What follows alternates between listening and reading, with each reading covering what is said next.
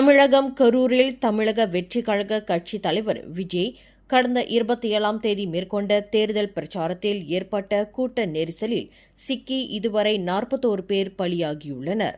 இந்நிலையில் தவேகா தலைவர் விஜய் இதுகுறித்து இன்று செப்டம்பர் 30ஆம் தேதி வீடியோ ஒன்றை வெளியிட்டுள்ளார்.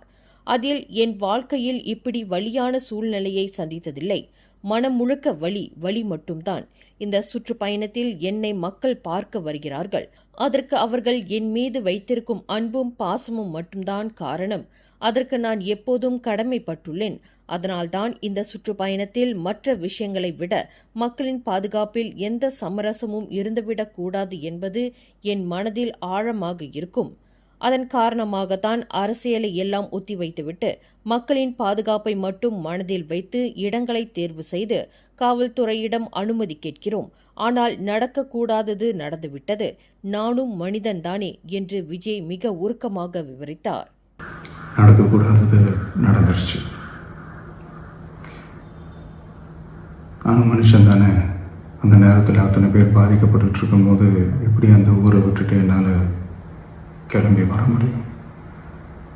நான் திரும்ப அங்கே போகணும்னு இருந்துச்சுன்னா அதை ஒரு காரணம் காட்டி அங்கே வேறு சில பதட்டமான சுச்சுவேஷன்ஸ், வேறு சில அசம்பாவிதங்கள் அந்த மாதிரி எதுவும் நடந்துடக்கூடாதுன்றதுக்காக தான் நான் அவாய்ட் பண்ணேன்.